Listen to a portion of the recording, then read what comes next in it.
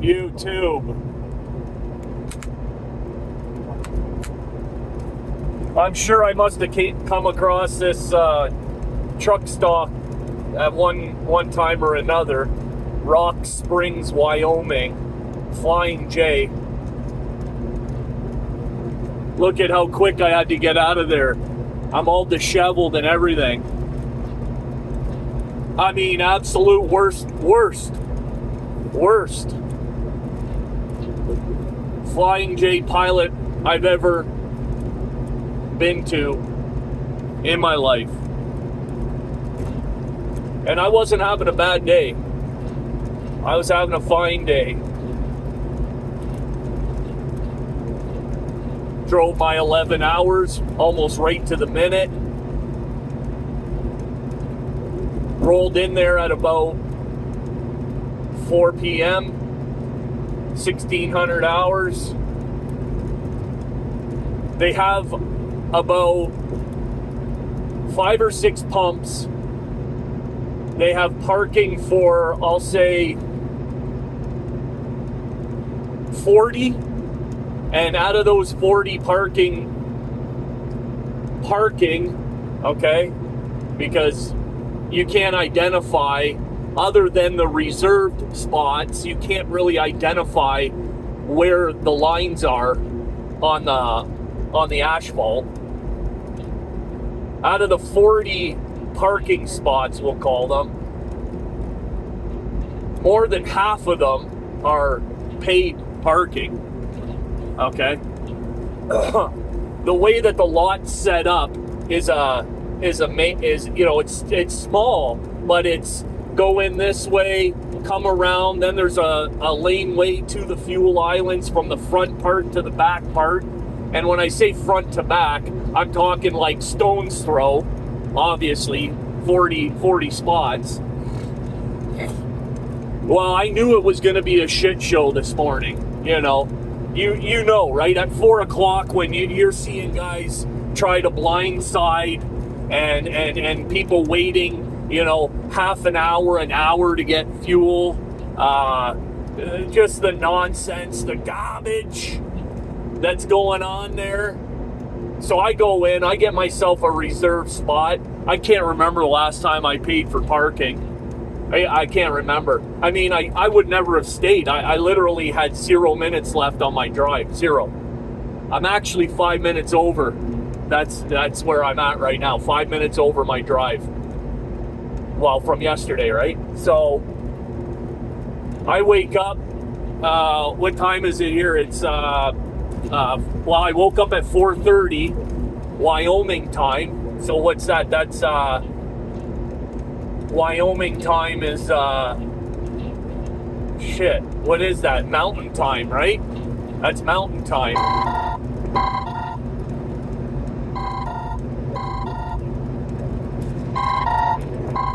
Anyways, mountain time, Wyoming. And already, now the laneway, right? So it was, when I went in there and I said, so what, you got to pay for parking here?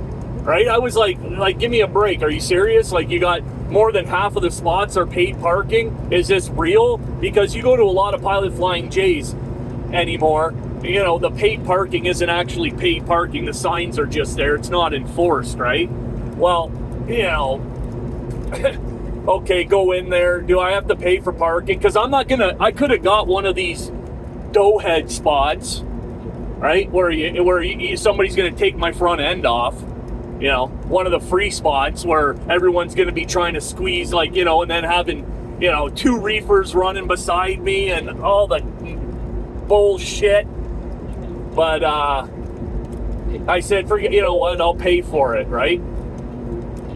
Yep. And if you don't pay and we come around doing our checks and we knock 3 times or give you 3 warnings, we call the authority, they come and put a boot on your truck, yada yada, right? Okay, what, I've heard enough at that point. I've heard enough. Yeah, okay, give me a parking spot. So this morning, getting back to this morning, I knew it was going to be just the entirety of this place was going to be just a scene, right? Well, sure as shit, they're parked 4 wide over here. The poor bastards that use the reserve parking on the flank end of the building, they're not getting out this morning. They're 4 wide. You know what I'm talking about. 5 wide. You couldn't even get the first half of your trailer beyond the next guy. You're gonna have to move 2 of those trucks, right? 2 of those trucks just to get out, and then the laneway from the front to the back, like I was saying earlier. There's a truck parked, so the laneway can probably fit 3 trucks in. But you need that wide laneway because the guy's coming from the flank and trying to make that pole where the cat scale is. You got to take it wide, obviously. Well, sure as shit, somebody probably parked on the curb side of that lane, and the next guy parked over here. So now there's only the one, area to go to the thoroughfare. But you can't get to that area. You can't make that when you're coming from either side, unless you're pulling straight through, which is where I parked. That's a spot I picked. I knew what was going to happen this morning. Well, that didn't save me. That didn't even save me, because the guys that are trying to actually make that turn, it's the only way to get out of this place. And then there's only 5 pumps, so the 5 pumps are backed up already at 5 o'clock in the morning. By the time I did my pre-trip and everything, there's trucks in the fuel island already. So now they're all funneled. It's all backed up. I get on the blower with the truck stop. Of course, ring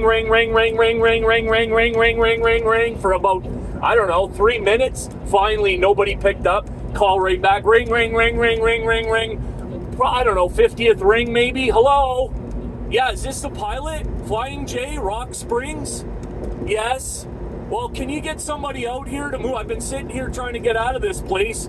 I paid for parking. You said you guys are going to take care of everything last night. No worries, you'll be able to get out of here.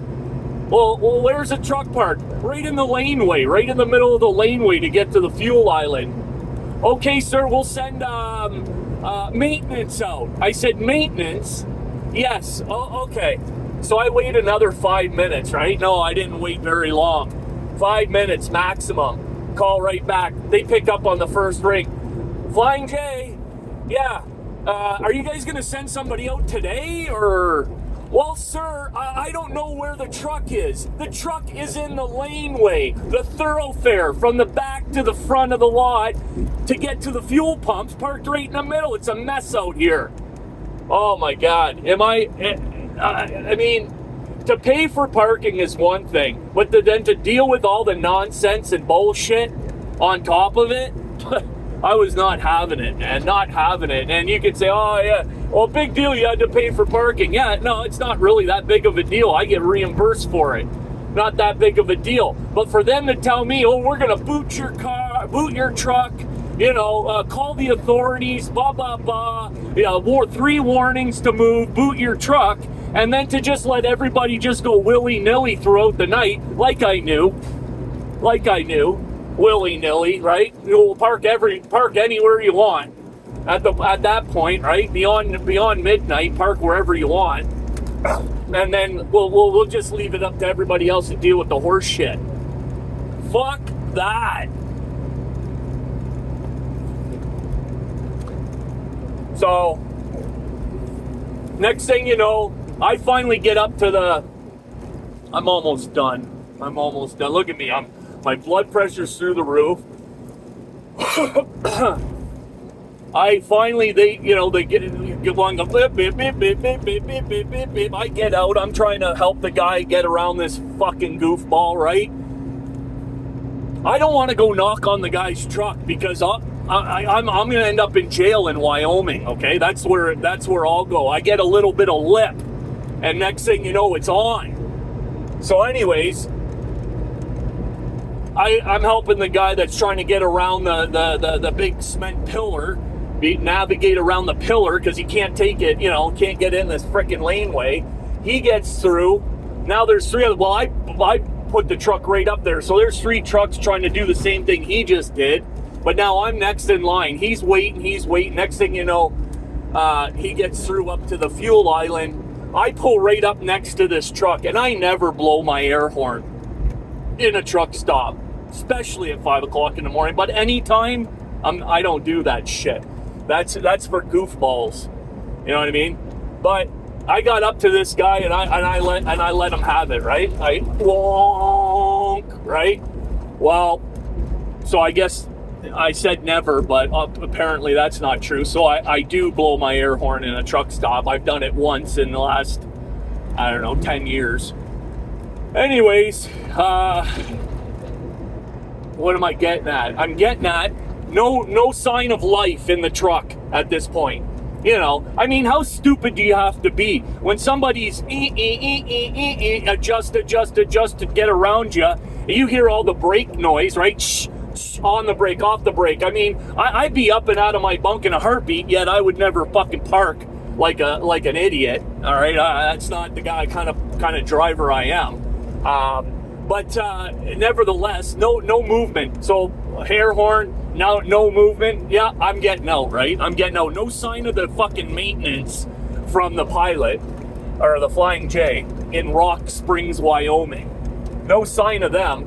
So I get out and I go right on the sleeper. And no, I didn't knock nicely. Boom, boom, boom, boom, boom, boom, boom, boom, boom. Fucking not a fucking peep, man.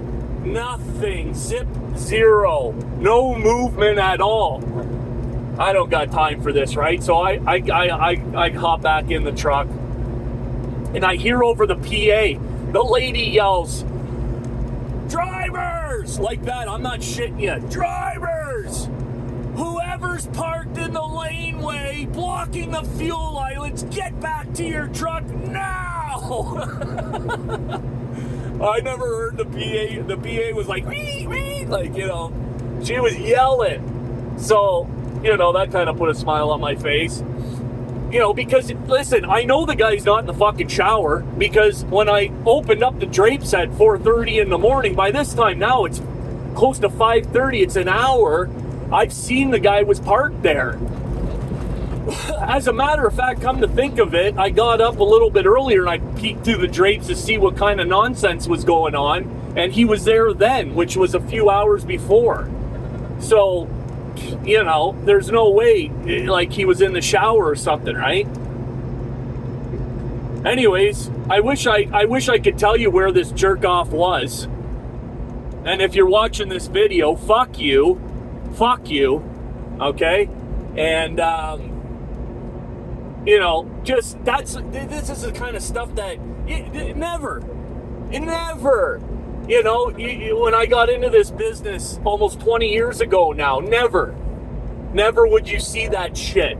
You would have 3, 4, 5 drivers over there. They'd fucking pull you out of the truck, smack you around, call you stupid. You know, like, that shit didn't happen, man. It just didn't. It was we were self-regulated, okay, out here. We were self-regulated. It was called respect. You know, it was called courtesy. It was called treat others as you would like to be treated. That shit don't go on no more. So I pulled out. By that time, there was two pilot maintenance people. Yeah, right. Whatever that means. A woman and a young kid, of course. And again, right? I'm creeping at by this point. I want to see if he's, because I didn't stick around very long. I boom, boom, boom, boom, boom, boom, boom. I waited for about 10, 15 seconds. I was parked right next to him, and I'm going back in the truck, right? I didn't really want a confrontation. At that point, I just wanted him to move. I knew I was getting out of there at this point. But like I said, there were still 3 trucks behind me, and they were going to go through the same bullshit. So I was actually trying to, like, just provide a service for the rest of the people. And I want to, you know, when you want to lay eyes on somebody, like when somebody's driving like an idiot on the road, and you see what kind of car they're driving, and you see the way that they're behaving on the road, but you just want to get up next to them so you can lay eyes on them to see what stupidity really looks like. Like, you can actually, like, right then and there in the moment be like, yeah, that's what fucking dumb looks like. You know, that's what I want. I just want to put eyes on them. But no such luck, and as far as I know, I pulled around onto the westbound 80. So when I went over the viaduct, or whatever you want to call it, I could see into the truck stop as I'm going on 80, and he was still sitting there, which would have been about 3-4 minutes later, right? I stopped at the red light to get onto 80. Just perplexing, disturbing, all the above, right? All the above, all the usual suspects. Just,